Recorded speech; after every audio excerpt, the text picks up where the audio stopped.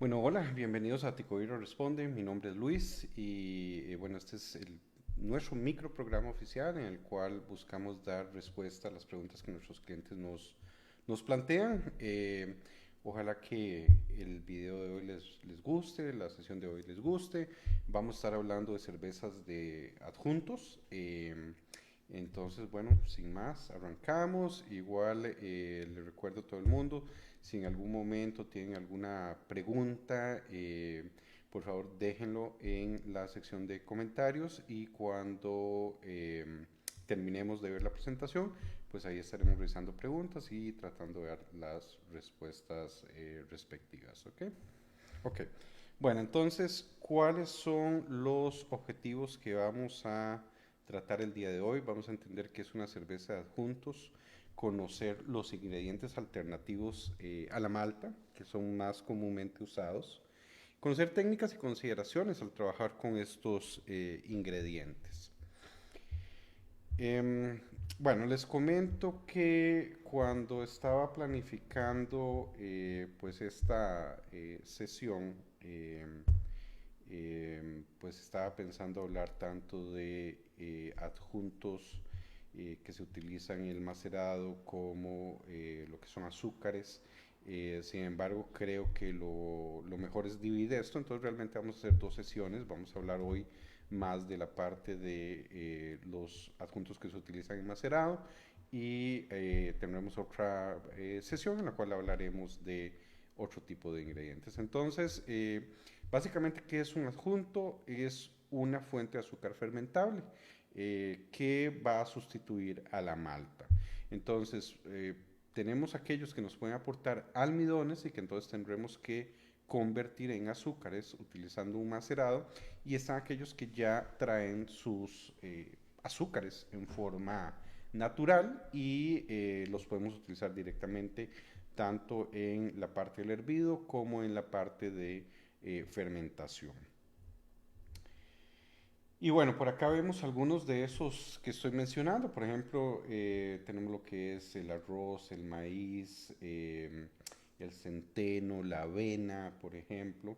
Luego lo que son frutas, ya hicimos todo un capítulo de frutas, entonces de ese no vamos a hablar tanto en estas dos sesiones. Y luego tendríamos lo que es la miel, los azúcares, por ejemplo, de diferentes eh, digamos, recursos o fuentes.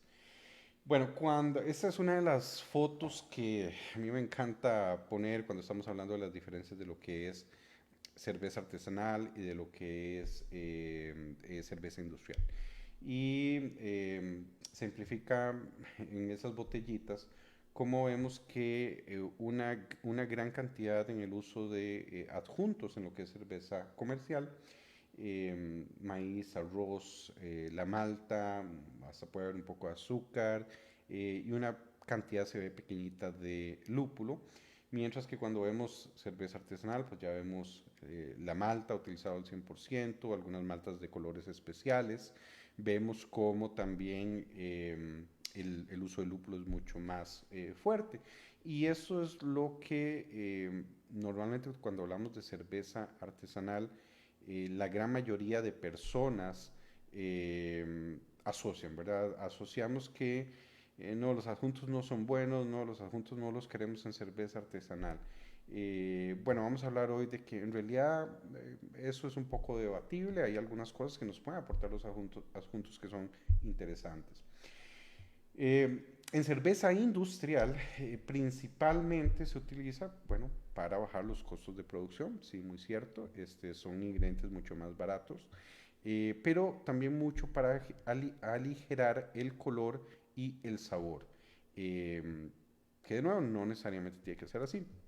A nivel industrial puede requerirse o muchas de las plantas que tienen este tipo de producción necesitan incluso em, ollas especiales o cámaras especiales diseñadas para trabajar este tipo de adjuntos, pero hablaremos de eso también más adelante.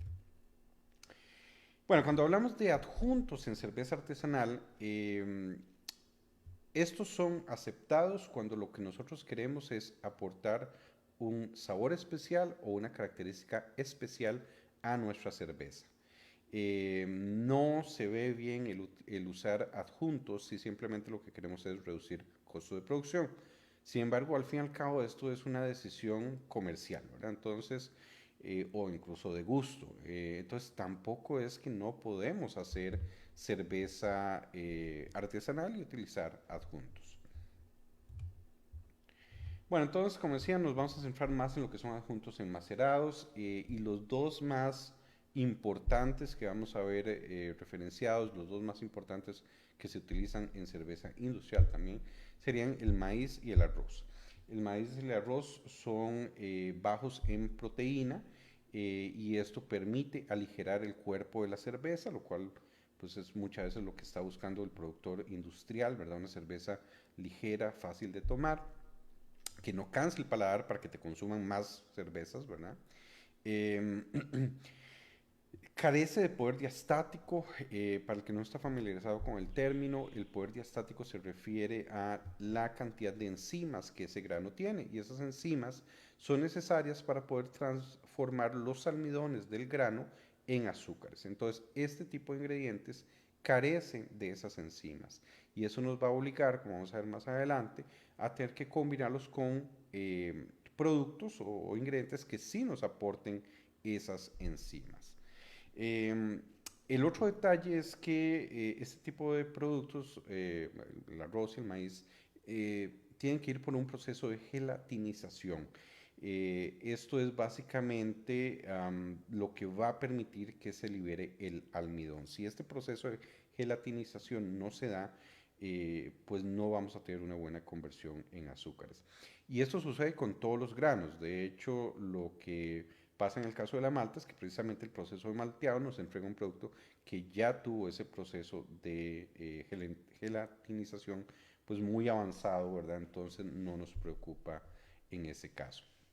Entonces, bueno, en el caso del maíz estamos hablando de una temperatura de gelatinización de 64 a 67 grados Celsius, el arroz de 61 a 77 grados Celsius. Para poder hablar de cervezas de adjuntos es importante mencionar lo que es el concepto de las maltas two row y las six row. Este es un concepto que se puede encontrar buscando internet, buscando recetas, escucharán este término. El término two row, six row se refiere a la variedad de malta, cómo es esa matita de malta donde están las semillas. Y como pueden ver en la presentación, por ejemplo, básicamente es tal como el nombre lo dice. La two row son dos hileras de semillas, mientras que la six row lo que va a tener es 6 hileras de semilla en el tallo. Eh, Esta configuración de cómo se acomodan las semillas tiene efectos en el desarrollo de la semilla. Las semillas two row tienden a ser más grandes y van a tener eh, características diferentes que podemos ver en el cuadro de la presentación. Primero que nada, las two rows son más de origen europeo, las six rows son más de origen americano, son de origen americano. Las two row tienden a aportar mucho más almidón, esto quiere decir mucho más azúcar fermentable al final, ¿verdad? Tienen menos proteína, tienen menos enzimas, comparándolo con las six rows, y tienen menos cáscara. En el caso de la six row tenemos una menor cantidad de almidón, un mayor nivel de proteínas, un mayor nivel de enzimas y un mayor nivel de cáscara. Entonces, tradicionalmente se dice, o mucha gente va a escuchar decir que la two row es superior a la six row. Eso puede ser un poquito debatible, pero en general en el mundo de cerveza artesanal se utiliza más la two row. Las cervezas europeas toda su vida ha sido two row. Six row es más de estilo americano y el uso de estilos de cerveza americanos, y nuevamente vamos a hablar un poco más de eso adelante. Principalmente lo que más le interesa al cervecero es extraer azúcares, es el almidón, entonces por eso es que la two row lo prefieren. Sin embargo, hay que considerar, por ejemplo, que la six row tiene más enzimas, y eso nos va a ayudar cuando trabajamos con adjuntos. Entonces, cuando trabajamos con adjuntos, como el arroz y el maíz, que no hay presencia de enzimas, el six row es más efectivo. Tiene también, hay que considerar más cáscara. Eso puede darnos algunos problemas de astringencia si no hacemos nuestros procesos correctamente. Pero bueno, ese es otro tema. Ahorita nos vamos a centrar más en el uso de los adjuntos.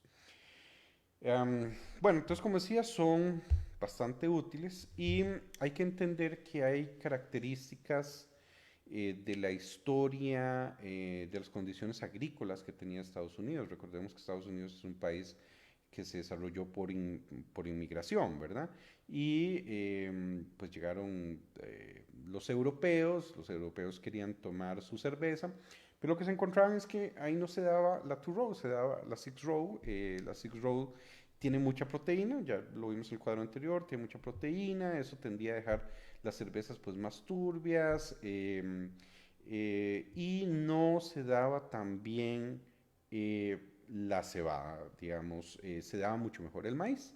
Entonces, ¿qué sucedió? Que, bueno, trabajas con los ingredientes que tienes a mano. Eso es mucho lo que ha dirigido el desarrollo de la cerveza y lo que en ciertas regiones se den un tipo de cerveza u otro tipo de cerveza. Entonces los americanos colonizadores empezaron a desarrollar cervezas que hacían uso de mucho maíz y que les funcionaban perfectos con la malta tipo Six Row porque contenía una gran presencia de enzimas, lo cual les permitía entonces hacer cervezas que al agregarle entonces el maíz también bajaba, aligeraba ese cuerpo que era más difícil de tratar al utilizar una cerveza o al tratar de hacer una cerveza 100% con la malta americana que era Six Row. Entonces terminó siendo un balance muy interesante, lograban aprovechar el maíz que era muy abundante, al mismo tiempo lograban aligerar el cuerpo de la cerveza que les daba problema al utilizar solo malta Six Row. Entonces así aparecen lo que serían, por ejemplo, los estilos de cerveza Cream Ale y lo que serían las American Lagers y las Light Lagers. Cualquiera de esos tres son parte de los estilos documentados y que son evaluados en BJCP, en competencias internacionales, y en mucho es el utilizar el maíz, ¿verdad? Como una gran parte de la receta. Las Cream Ale es una versión que trata de imitar a una lager utilizando también un alto uso de maíz, pero con una levadura ale, lo cual le tendría a dar una complejidad un poco más interesante a este tipo de cervezas. Y bueno, ahí encontramos también muchas cervezas Cream Ale artesanales también. Ahí hay que ver un poco porque también la BJCP hace la diferenciación entre Cream Ale tradicional y la Cream Ale pre-prohibición, ¿verdad? Previo a la época de la prohibición de Estados Unidos, donde la Cream Ale era mucho más fuerte, mucho más robusta que las versiones modernas. Bueno, entonces ahora sí, ¿cómo hacemos uso de estos cereales, del arroz y del maíz? Lo primero que tenemos que introducir es el concepto de cereal mash. Cuando uno está en una cervecería industrial, ellos dedicarían una olla, bueno, una olla, estamos hablando por supuesto de niveles industriales, una cámara de niveles industriales para hacer este paso específicamente. Y lo que vamos a hacer es tomar el maíz o el arroz, vamos a hacer la molienda, mezclándolo con o un 10% de malta two row, perdón, six row o un 15% de two row. La diferencia está, como decíamos, porque la six row tiene mucho más enzimas, entonces necesitamos menos cantidad. Se realiza la molienda, puedes hacerlo en un molino incluso de maíz, te puede funcionar. Y vamos a colocar en una olla, llenar con agua y suficiente para cubrir los cereales, un poco más, tal como se ve en la imagen. Y vamos a empezar a calentar y llevar a una temperatura de 70 Celsius. A ese nivel vamos a mantener por 10 minutos. Y aquí lo que estamos tratando es de activar lo que serían las enzimas de la malta para ayudar a empezar a tratar el cereal y que no se nos vaya a hacer tan espeso. Realmente van a ver que si tratan de hacer esto con maíz, se les va a hacer un atol que puede ser bien, bien espeso y difícil de manejar. Una vez que hacemos ese descanso por 10 minutos, entonces vamos a llevar al hervir y vamos a mantener ahí por 30 minutos. Aquí esto es importante porque, ¿y por qué hacemos esto por separado al macerado? Porque los cereales, como el arroz y el maíz, tienen puntos de gelatinización muy altos. Entonces necesitamos hervido para poder lograr ese efecto de gelatinización y que podamos realmente hacer un buen aprovechamiento de los almidones. Una vez que pase ese tiempo de 30 minutos de hervido, entonces vamos a dejar enfriar y llevar hasta la temperatura de macerado. Tienes que tener cuidado con esto porque si combinas esta preparación de cereales con tus maltas, obviamente la temperatura va a afectar y podríamos subirnos de la temperatura deseada del macerado. Bueno, cabe mencionar que en el caso de poder conseguir maíz, flaked maize o el maíz en hojuela o el arroz en hojuela, estos por su proceso de producción, que es normalmente con vapor y luego un quebrado, ya eso produce la gelatinización. Entonces, eh, estos se pueden utilizar directamente en el macerado, no hace falta hacer el cereal mash que acabamos de hablar. También cabe mencionar, si vemos por ejemplo los potenciales de azúcar que nos puede aportar el arroz y el maíz, tenemos que, bueno, estos números son específicos para lo que es el maíz en hojuela o el arroz en hojuela. En el caso del arroz hablamos de 32 puntos de gravedad por libra de potencial y el maíz de 37 puntos por libra. O sea, anda bastante similar el maíz a lo que sería una malta base tradicional, unos 37 puntos. El arroz tiene un rendimiento más bajo, ¿verdad? Pero anda muy cerca de lo que sería una malta tradicional. Ahora, esto hablando de este tipo de productos em, que se pueden encontrar, pero cuando hablamos de arroz en general, cuando hablamos de maíz en general que no han llevado este proceso, no puedo garantizarles que sean exactamente esos números, ¿verdad? Eso puede depender también del ingrediente que tengamos a disposición. Bueno, una vez de que hemos hecho el cereal mash, entonces lo siguiente sería hacer un macerado. Este va a ser un macerado normal, casi normal. La gran diferencia es saber por ejemplo, qué tanto te permite la malta con la que estás trabajando. Si estamos utilizando una malta two row en nuestra receta, el máximo de adjuntos recomendado es de un 30%. En el caso de una six row sería de hasta un 50%. ¿Qué quiere decir esto? Que si yo estoy haciendo cerveza con una two row y ya le meto 40, 50% a la receta, ya las enzimas que aporta esa two row no va a ser suficiente. En cambio, la Six Row sí podría llegarnos a soportar hasta un 50%. Ahora, quisiera aclarar también algo muy importante, porque a veces se hace la confusión de pensar que el two row es un tipo de malta. De nuevo, ya vimos que el two row es la variedad del cereal, ¿verdad? Del cultivo. Pero, por ejemplo, al menos en el caso particular de Ticobirra, las maltas que nosotros trabajamos, todas son to row, ¿ok? Todas son maltas hechas de cereal de tipo to row. No, Castle Malting sí maneja maltas de tipo six row, pero actualmente no las traemos al país porque simplemente no me las han pedido, pero bueno, sí es posible ofrecer six row en caso que alguna persona quiera hacer un desarrollo específico pensando en cervezas de adjunto, con alto nivel de adjunto, se podría hacer. Igual con una two row, llámese una Pilsen, o puede ser una Pale Ale o puede ser una Viena. Todas esas de nuestras marcas son two row y podrían trabajar con estas proporciones. Una vez tomadas esas consideraciones, realmente el macerado es el mismo, tal vez la única otra diferencia sería la posibilidad de utilizar cáscara de arroz. Esta también la tenemos disponible en la tienda.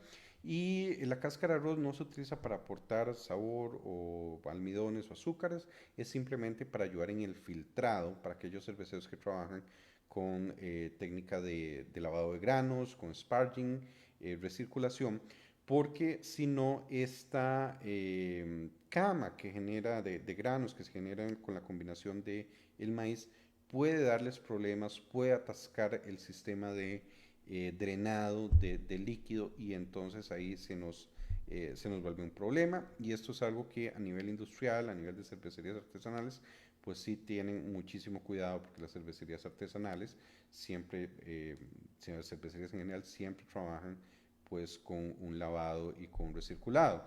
Cerveceros caseros que trabajan con técnica VIAP, en la cual utilizamos una bolsa y no tenemos que ir por un proceso de filtrado, simplemente levantamos la bolsa, pues no van a tener mucho problema de este tipo, ¿verdad? Pero si no, la cáscara de arroz es importante en este tipo de recetas.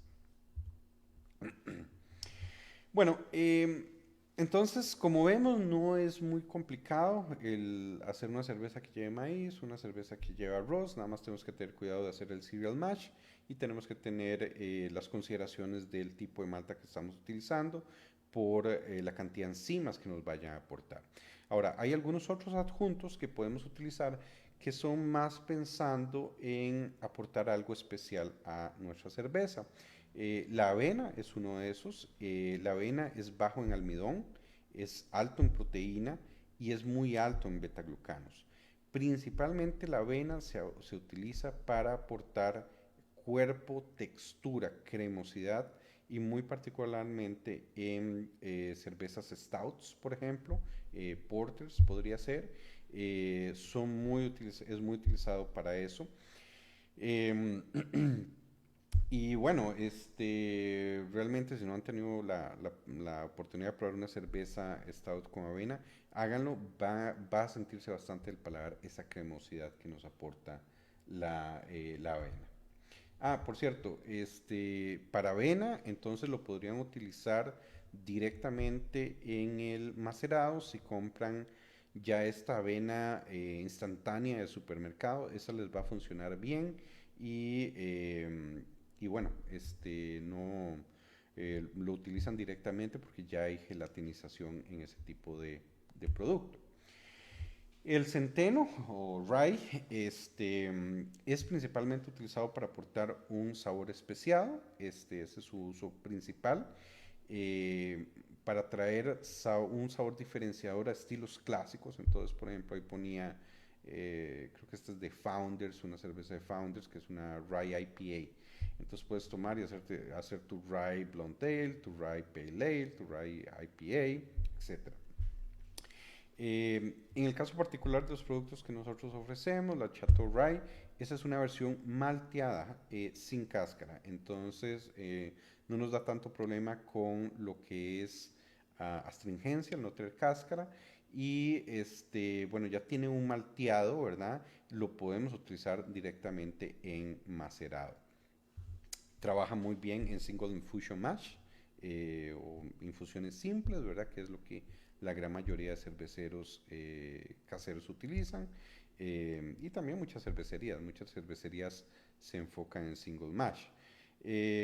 Recomendación, máximo uso, un 30% para una receta es suficiente.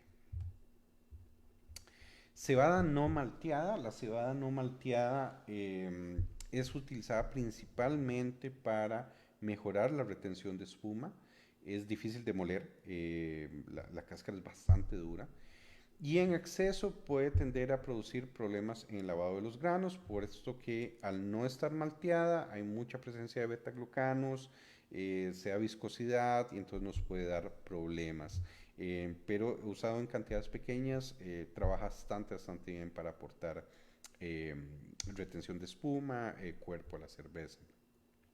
En el caso de nosotros ofrecemos un producto que es el cheat barley, que es básicamente cebada en hojuelas, y que recomendamos máximo un 5% si lo que están buscando es mejorar la retención de la espuma. Eh, Aunque este tipo de producto sí tiene un malteado, el desarrollo de él está hecho para retener las características de la cebada no malteada. Entonces, por eso lo presentamos como una alternativa. El trigo no malteado. Ahora, el trigo no malteado es muy utilizado en algunos estilos particulares de cerveza. Uno que en particular me gusta mucho son las wheat beer belgas, que es una receta muy refrescante. Hoegaarden es el ejemplo clásico de este estilo de cerveza. Y esta es una receta que puede llegar hasta un 50% cebada y hasta un 50% de trigo no malteado. El trigo no malteado le va a dar una característica a grano seco, grano crudo, y la turbidez típica de estas cervezas blancas, que es como se llama, cervezas blancas, las wheat beers.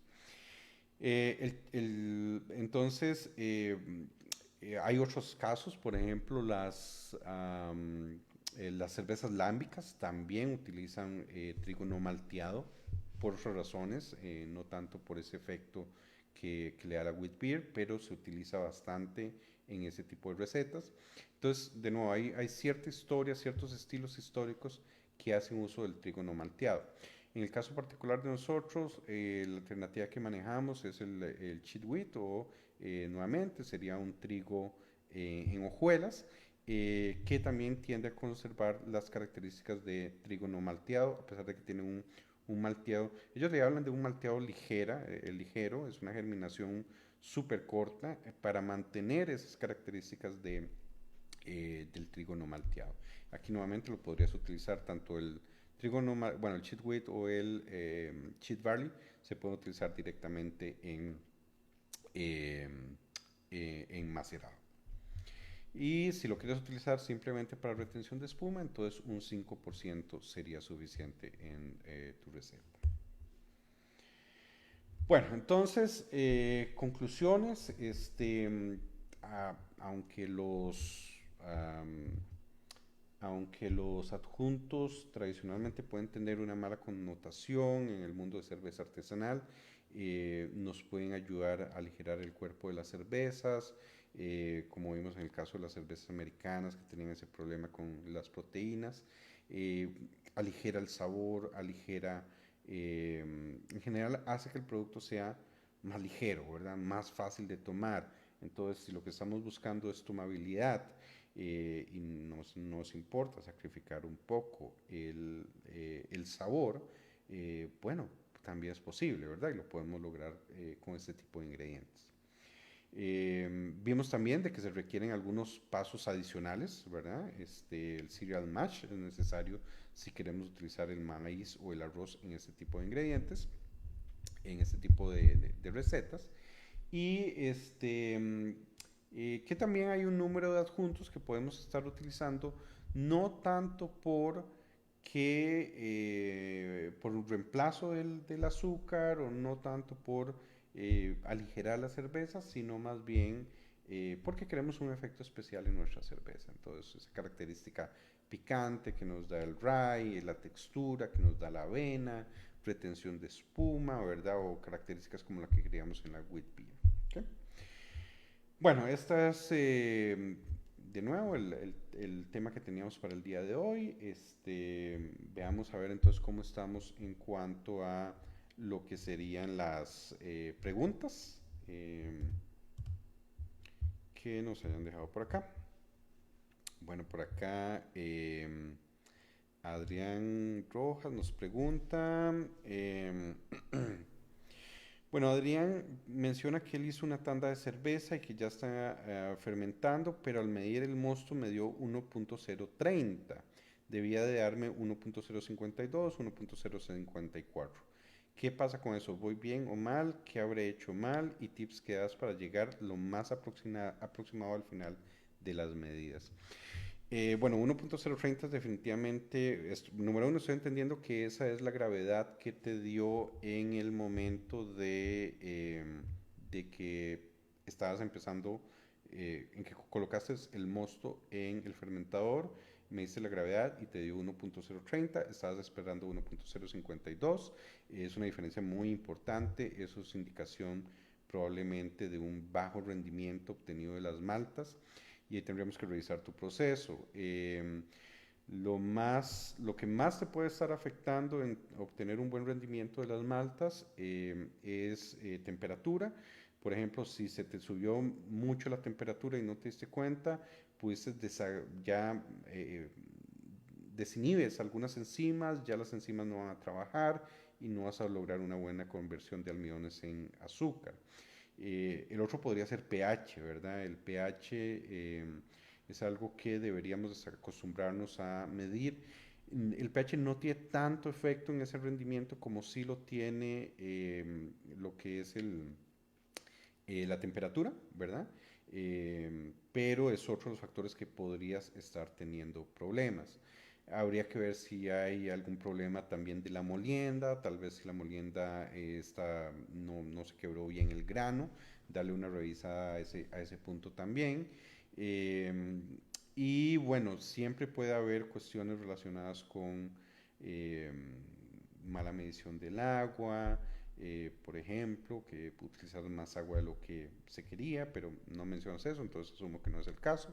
Yo pensaría en fijarme bien en lo que es control de temperatura y en el pH, ¿verdad? Queremos un pH entre el 5.2 y 5.6 sería lo ideal para asegurar que las enzimas están óptimas, ¿verdad? Y de nuevo, ni bajarte mucho de los 60 grados Celsius y no irse por arriba de los 70.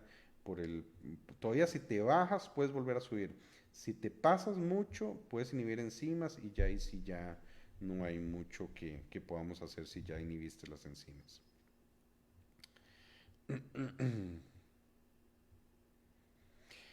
Bueno, Fabio nos hace una consulta, pero muy similar a lo que mencionaba Adrián, entonces espero haber contestado esa de una vez. Sí, Fabio pregunta, la Muntos Wheat Beer, ¿recomendaría de 3 galones o 4 galones? Em, Tres, yo haría tres. A ver, todos los kits Muntons están pensados en que los puedes utilizar y combinar con azúcar o extracto de malta. Hoy no estamos hablando de los azúcares y de hecho no hablamos mucho de los efectos en levadura, eso lo vamos a ver en la parte 2 de esta sesión la próxima semana, pero adelantándome un poquito, cuando agregas mucho azúcar a una receta como adjunto, no tienes todos los nutrientes que la levadura necesita, entonces te empieza a dar problemas. Entonces yo lo que recomiendo a la gente es, si quieres hacer más con los kits, agrega el extracto de malta. Si quieres comprar la lata y solo usarla, si la de 4 libras, perdón, la de trigo es de 4 libras, si lo diluyes en 4 galones, va a ser una cerveza bien ligera, va a estar alrededor de 32 puntos de gravedad. De hecho, los extractos líquidos, cada libra nos aporta 32 puntos de gravedad por galón. Entonces, si tienes 4 libras de extracto líquido, lo diluyes en 4 galones, vas a quedar con una cerveza de 32 puntos de gravedad. Muy bajo, va a ser una cerveza de 3 algo por ciento. Entonces yo recomendaría 3 galones o comprar extracto de malta adicional y utilizar el extracto. Evitar el azúcar por ese detallito de los nutrientes. Que no, esa parte sí la vamos a profundizar en la próxima próximo episodio. Ok, Mau Aguilar pregunta, hablando de realizar cervezas con ingredientes locales, ¿qué mencionaste? ¿Qué opciones podríamos usar en Costa Rica con granos locales? De momento solo se me ocurre maíz, se podrá maltear para poder tener poder diastático. El malteado no te va a aportar poder diastático porque ya eso es algo propio de el grano simplemente no tiene las enzimas que se quiere, entonces no tiene efecto en el poder diastático. Sin embargo, sí puedes,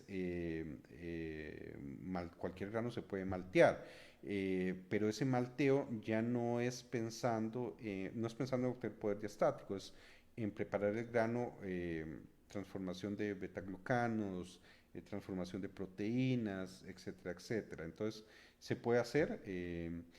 Y en cuanto a ingredientes locales, definitivamente, pues maíz sería algo muy fácil de encontrar. Estoy tratando de pensar qué otro grano he visto que utilizan aquí en forma local, pero realmente cualquier grano se podría usar. En forma local no he visto, no recuerdo un ejemplo de alguien que me diera a probar una cerveza y que yo dijera, wow, qué interesante y que exclusivo de Costa Rica. Te mentiría si te digo otra cosa. Creo que sería interesante más bien los que hagan pruebas que me cuenten cómo les fue y qué granos utilizaron. Pues sí, Edgar Hidalgo aportaba que podríamos usar mijo, maíz, arroz, piste, otras más. Sí, de nuevo, cualquier ingrediente, cualquier grano podríamos utilizarlo, ¿verdad? La cuestión es, no les doy garantía de cómo vaya a funcionar, pero parte de eso es el explorar, el probar ingredientes locales, ¿verdad? Bueno, Mao menciona, hice una English Porter con 5% de copos de avena, rolled oats, whole grain, dice la bolsa, de los que venden en el súper antes del macerado. Herví la avena 10 minutos, luego la agregué directamente al macerado, obtuve la densidad inicial deseada, pero ¿hay algún problema con este método versus el que mencionaste, los 70 Celsius y 10% malta? Probablemente no. Estoy casi seguro que, habría que ver el producto, pero estoy casi seguro que probablemente eh, es un producto que ya tiene gelatinización. Al fin y al cabo, esa temperatura es para ayudar con la gelatinización. Entonces, no creo que sea necesario.